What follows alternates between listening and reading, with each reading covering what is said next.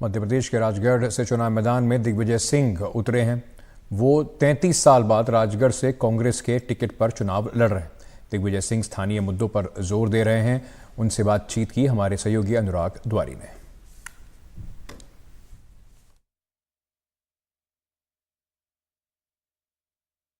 हमारे साथ इस वक्त दिग्विजय सिंह जी हैं। 33 साल बाद राजगढ़ से चुनाव लड़ रहे हैं सर, अगर मैं सही हूँ।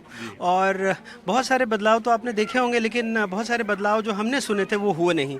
जैसे जो सांसद हैं उन्होंने कहा था कि फूड प्रोसेसिंग यूनिट, मैं उनका पहले दफ़ा का भाषण सुन रहा था, किसानों से कह रहे थे कि आप यहाँ आलू पैदा करते हैं, यही यूनिट लग जाएगी, पर पूरे ज़िले में तो मुझे कहीं नहीं दिखा। बात ये है, मैं वाकई में मुझे बड़ा आश्चर्य हुआ जब मैं इतने दिनों बाद रूरल एरियाज़ में गया। यहाँ पर जो हालत में मैं छोड़ गया था उसी हालत में है इलाका। हैंडपंप हमारे चल नहीं रहे, इनकी पाइपलाइन डल गई, सोर्स सूख गया। बेसिकली हमारा जो राजगढ़ जिला है, राजगढ़ संसदीय क्षेत्र है, ये पठार पे, प्लेटो पे है। और प्लेटो पर जब तक आप वाटर स्टोरेज नहीं करोगे, इसीलिए आपको याद होगा वाटरशेड मिशन का मेरा अभियान था। हमने वाटरशेड मिशन के अंतर्गत लिया और साथ में हम लोगों ने खेत का पानी खेत में, गांव का पानी गांव में अभियान चलाया, तालाब बनाए और डबरी बनाई। इससे यहाँ का वाटर कंजर्वेशन होता रहा, ट्यूबवेल सूखते नहीं थे। आज ये हालत है कि इतनी इनसेंसिटिव गवर्नमेंट है ये, यहाँ पर सूखा पड़ा हुआ है, हैंडपंप सूख गए, तो हमारे समय स्कैर्सिटी डिक्लेयर हो जाती थी और स्कैर्सिटी डिक्लेयर होने के बाद पंचायतों को फंड आ जाते थे, भाई टैंकर लगाओ और पानी बांटो। आज तक ये व्यवस्था नहीं करी इन्होंने। ये इतना मतलब अनदेखी कर रही है सरकार। पर कह रहे हैं कि 3 फसलें लेने लगे किसान। अब सांसद जी ने कहा कि हाँ, होशंगाबाद में लेते हैं। नहीं, कह रहे थे राजगढ़ में 3 फसलें लेने लगे। बता, देख लो आप, कहीं हो तो दिख जाए तो बताए। और पलायन अभी भी आप एक समस्या देखते हैं यहाँ से लोगों का? ऐसा है, पलायन कम हुआ है। मैं जब पहली बार सन 84 बना था, तो ये इसमें फसल काटने के बाद, खरीफ फसल काटने के बाद तो गांव खाली हो जाते थे, लोग बाग रामगंज मंडी खदान में काम करने चले जाते। अब जब से सिंचाई के साधन बढ़े हैं, और वो सिंचाई के साधन भी मैंने जब चीफ मिनिस्टर था, जितने प्रोजेक्ट्स थे उनका मैंने टेक्निकल अप्रूवल और एडमिनिस्ट्रेटिव अप्रूवल दे दिया था। कुछ बांधों का एनवायरनमेंट क्लियरेंस नहीं हुआ था, तो वो हमने वो भी करा दिया। उसके बाद से यह सिंचाई के साधन बढ़े हैं। उससे हालत ये हुई है कि लोगों के पास गेहूँ मिलने लगा। पहले गेहूँ खाने को नहीं मिलता था, मिलेट खाते थे, मक्का खाते थे, ज्वार खाते थे। लेकिन फूड प्रोसेसिंग की संभावना है, और फूड प्रोसेसिंग में आजकल लहसुन और प्याज काफ़ी लोग लगाने लगे। आलू जितने नहीं लगाते लोग, लहसुन प्याज ज़्यादा लगाते हैं। अब जैसे कुमराज में धनिया बड़ा पैदा होता है, तो वहाँ पे एक व्यापारी ने धनिया का कोल्ड स्टोरेज लगाया है और अच्छा खासा चल रहा है। तो फूड बेस्ड इंडस्ट्रीज पे ही संभावना है। सांसद जी, बड़ी एक बात हम लोगों ने हमें कही कि 10 साल हो गए और केंद्रीय विद्यालय नहीं आया नरसिंहगढ़ में, तो क्या ये इतना मुश्किल काम है? वो कह रहे थे कुछ तकनीकी पेच फंसा हुआ है। 10 साल कोई तकनीकी पेच नहीं है, अर्जुन सिंह जी ने मंजूर कर दिया था, जमीन अलॉट हो गई है। लेकिन हमने बात की जब केंद्रीय विद्यालय प्रशासन से दिल्ली में, उन्होंने कहा साहब लोकल राजनीतिक प्रेशर है, ये अभी ना खोला जाए। बीजेपी को आपसे प्यार बहुत है। खिलचीपुर में जब गृह मंत्री जी आए थे तो खूब आप नाम लिया आपका, ऐसा क्यों? 17 बार लिया और मेरा जनाजा निकालने की तैयारी की।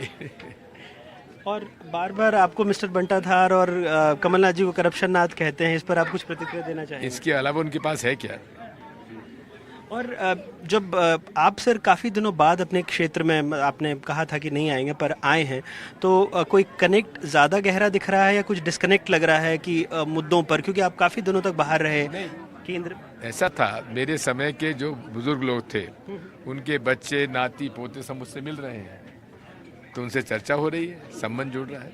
सर ईवीएम को लेकर आपने काफ़ी सवाल कई बार उठाए हैं, आपने एक मॉक वो भी किया था, वो भी हमने कवर किया था, पर ईवीएम के दौर में ही चुनाव लड़ना है, और तो आप कितने आश्वस्त लग रहे हैं अपनी जीत के बात प्रति? ये है, मैं तो कह रहा हूँ कि हमारा चुनाव भाजपा से भी है और ईवीएम से भी है, तो इतने वोट दो कि उसमें ईवीएम भी हारे और भाजपा भी हारे।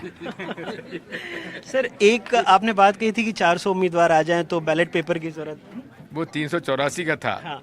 लेकिन इलेक्शन कमीशन इतना घबराया हुआ है बैलेट पेपर से, उन्होंने कहा हम एक और कंट्रोल यूनिट बना के लगा के 384 और कैंडिडेट तैयार कर सकते हैं, तो फिर मैंने छोड़ दिया। ये सवाल दरअसल आपसे कई बार पूछा जाता है, और मुझे नहीं लगता है कि लोकसभा के मुद्दों में इसकी कोई ज़रूरत है, लेकिन कई दफ़ा जब भी आपसे मीडिया भी बात करता है तो हिंदुस्तान, पाकिस्तान, मुस्लिम, अफजल गुरु, ये तमाम ऐसी बातें होती हैं। क्यों लगता है कि आपके चुनाव में इस पर खींच कर लाना पड़ता रहता है उनको? उनके पास कोई और कोई मुद्दा नहीं है। बात करो महंगाई की, बात करो किसानों की मुसीबतों की, बात करो मजदूरी की, बात करो बेरोजगारों की, उनके बारे में क्यों बात नहीं करती बीजेपी? बिल्कुल। आज ये हमारे कांग्रेस के घोषणा पत्र के बारे में ज़्यादा चिंता है माननीय प्रधानमंत्री को, और सरासर झूठ बोल रहे हैं। कहाँ लिखा है मुस्लिम लीग? है ही नहीं उसका, और इतना झूठ क्यों बोलते हैं? आज क्या चर्चा, आज होना चाहिए चर्चा प्रधानमंत्री से।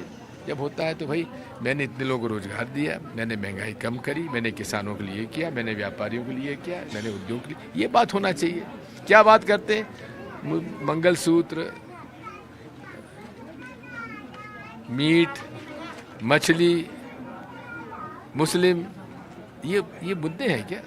दो मेरे छोटे छोटे सवाल थे। अभी हमने जो रोडमल नागर जी हैं उनकी सभा में भी गए थे, वहाँ वो राम मंदिर की बात कर रहे थे। फिर जब हमने सवाल पूछा तो उन्होंने कहा राम हमारे लिए चुनावी मुद्दा नहीं है। तो मैंने उनसे कहा पर अभी तो आप चुनावी सभा में राम मंदिर की बात कर रहे थे, एक पर्चा आपकी तरफ से भी आज गया है, उसमें भी जो भी व्यक्ति अपने धार्मिक क्रियाकलाप करता है उसका जिक्र है। तो आपको लगता है कि इस पिच पर आने की ज़रूरत है जहाँ चुनाव में? बिल्कुल नहीं। ऐसा है, एक हमारे भाजपा के नेता ने ये भाषण में कहा कि भाइयों और बहनों, दिग्विजय सिंह के खिलाफ रोडमल नागर चुनाव नहीं लड़ रहे हैं, भगवान राम उम्मीदवार हैं।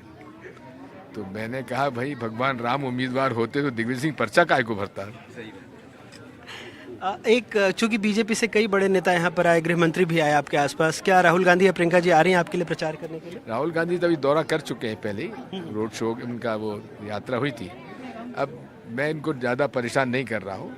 हाँ, सचिन पायलट और अशोक गहलोत जी आ रहे हैं, वो 3 और 4 को रहेंगे। बस आप व्यस्त नजर जाते थे। एक सवाल, कांग्रेस में लगातार नेता जा रहे हैं, रामनिवास रावत जी भी चले गए, क्या इसमें आपको लगता है खतरे की घंटी, क्योंकि उनके साथ कई कार्यकर्ता भी जा रहे हैं?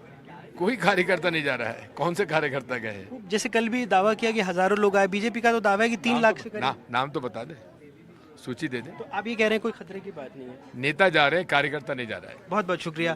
तो दिग्विजय सिंह जी का साफ तौर पे कहना है कि नेता जा रहे हैं, कार्यकर्ता नहीं, और लगातार वो ऐसे गाँव के दौरे कर रहे हैं जो इलाके के मुद्दे हैं। जैसे हमने भी बात की तो फूड प्रोसेसिंग से लेकर तमाम ऐसी बातें, इस पर लोगों से बात कर रहे हैं, और वो ये चाहते हैं कि ये मुकाबला उनके बनाम रोडमल नागर ही रहे।